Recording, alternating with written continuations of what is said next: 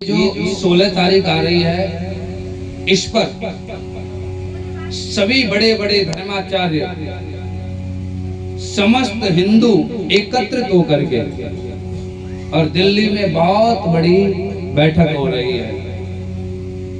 किस बात को लेकर के मालूम है? किसी को नहीं मालूम है, केवल एक बाबा को मालूम है और किसी को मालूम है। बंधुओं, जिस समय ये हमारा भारत आजाद हुआ था तो उस समय एक बोर्ड बनाया गया था जिसे वक्फ बोर्ड बोलते हैं। समझे? थोड़ा सा आप अपने बच्चों को बताना। हम लोग बहुत पीछे जी रहे हैं, हम लोग अभी अपनी आंखें खोल नहीं रहे। हम लोग सोच रहे हैं अरे कोई किसी का कुछ नहीं बिगाड़ रहा है। विधर्मियों ने ऐसा षड्यंत्र रचा हुआ है कि अगर ऐसे ही सोते रहे तो आने वाले समय में हम अपने बहन बेटियों की इज्जत की रक्षा नहीं कर पाएंगे, हम अपने बहन बेटियों के शील को नहीं बचा पाएंगे, शील भंग होते हुए हम देखेंगे। और ऐसा कहते हैं समझदारी के लिए इशारा काफी है। आप ने अगर देखी हो तो कुछ समय पहले एक फिल्म आई थी जिसका नाम था द कश्मीर फाइल, इस नाम से आई थी। अब आप सोच रहे होंगे महाराज जी तो फिल्म भी देखते हैं क्या? मॉडर्न जमाने के हैं बिल्कुल। हाँ, देखिए बंधुओं, जो द कश्मीर फाइल जो फिल्म आई थी उसमें बताया था कि कैसे विधर्मियों ने हमारे हिंदुओं को वहां से भगाया और रात में आदेश कर दिया कि प्रातः काल होते ही इस कश्मीर को खाली कर देना और अपनी बहन बेटियों को यहीं छोड़ जाना। कितना बड़ा दुर्भाग्य रहा होगा, कितनी बड़ी दुख की बात है ये। हम कथा कराते हैं, बहुत अच्छी बात है। कथा कराने के बाद भी अगर हम अपने धर्म के प्रति जागरूक नहीं हुए तो उस कथा का कोई महत्व नहीं रहा मेरी दृष्टि से। और वहां से कश्मीरी ब्राह्मणों को मार के भगाया गया और उनकी बहन बेटियों की इज्जतों को लूटा गया। उसके ऊपर ये फिल्म बनी थी। आप देखना कभी अपने बच्चों से निकलवा करके, आपकी रूह कांप जाएगी। हिंदुओं का धर्म नष्ट करने के लिए उन्हीं के रक्त से सान करके चावल खिलाए गए। और अब वर्तमान स्थिति में घटना ये हो रही है कि बंगाल में हिंदुओं के साथ बहुत बड़ी दुर्दशा हो रही है। हिंदुओं की कोई सुनवाई नहीं हो रही है बंगाल में। वहां पर बहुत अत्याचार हो रहा है। बस उसी अत्याचार से निपटने के लिए वक्फ बोर्ड जो बना था उससे निपटने के लिए, वक्फ बोर्ड का मतलब है कि वक्फ बोर्ड ऐसा बनाया गया था, बस ध्यान देने योग्य बात है। अगर वक्फ बोर्ड वाले आपके घर पर आके ये कहते हैं कि ये हमारी जमीन है तो आपको राजी राजी गैर राजी खाली करनी पड़ेगी। बरसों से तुम्हारे दादा परदादा जिसकी रखवाली करते आ रहे थे, जिसको अपने खून से सींच करके उसको आपको समर्पित करके आए, आज कोई दूसरा आकर के कहे ये मेरी है, आपको क्या बीतेगी? आप छोड़ देंगे? कभी नहीं छोड़ेंगे, मर जाएंगे मगर छोड़ेंगे नहीं। लेकिन कानून ऐसा है कि आपको छोड़नी पड़ेगी, ये वक्फ बोर्ड में नियम है। बस इसी को मिटाने के लिए एक सनातन बोर्ड का गठन हो रहा है।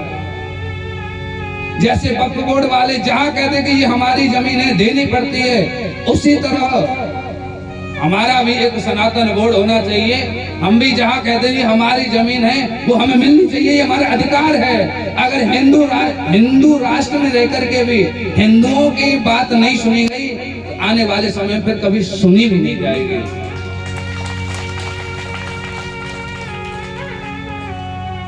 और तो और ऐसा कहते हैं अंबानी इस दुनिया का सबसे बड़ा पैसे वाला है। तो महाराज जी मैं एक दिन पढ़ रहा था वक्फ बोर्ड के विषय में और सुन भी रहा था।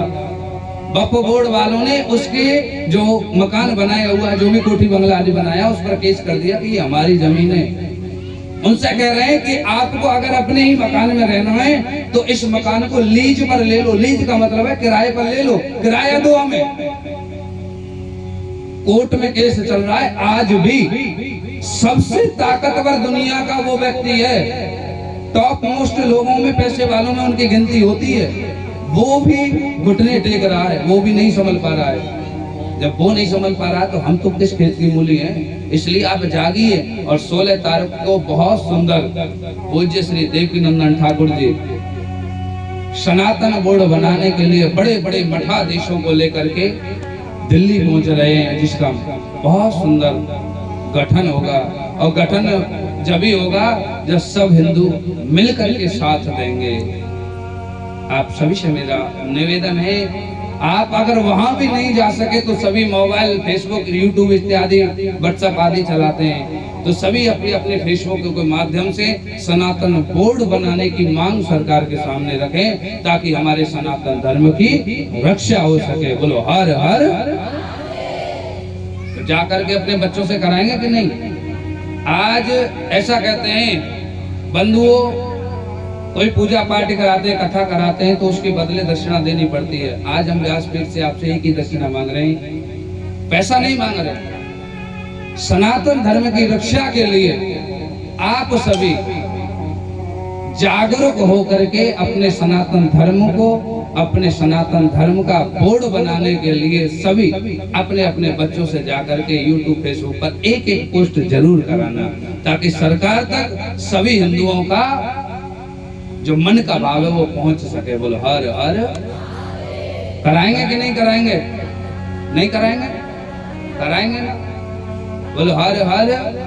और करा करके हमारे ये जो नंबर लिखे हुए हैं यहाँ नीचे जो 002 लिखा हुआ है, इस पर स्क्रीनशॉट भेजना, ताकि हम मेल करके सरकार को पहुंचा सकें, वेबसाइट के माध्यम से हम लोगों तक पहुंचा सकें। इतने लोग सनातन बोर्ड बनाने के लिए तैयार हैं। बोलो हर हर। कौन कौन चाहता है सनातन बोर्ड बने?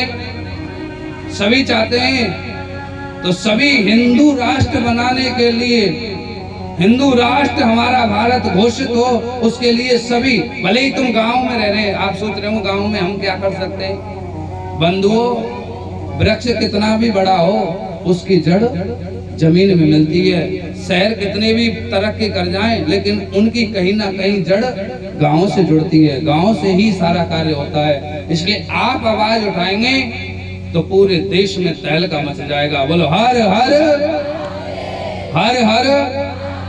सनातन धर्म की, सनातन धर्म की। सभी बंधुओं से मेरा आग्रह है कि सभी 16 तारीख से पहले सभी पोस्ट करें, ताकि हमारा जो बड़े बड़े धर्माचार्यों का जो मन का भाव है और हमारा भी भाव है, वो उसमें सरकार सुनवाई कर सके और वक्फ बोर्ड को खत्म कर सके। नहीं तो आगे आने वाले समय में आपके बच्चों का, आपके बहन बेटियों की इज्जत की रखवाली करने वाला इस दुनिया में कोई नहीं होगा। ये मैं दावे के साथ कहता हूँ।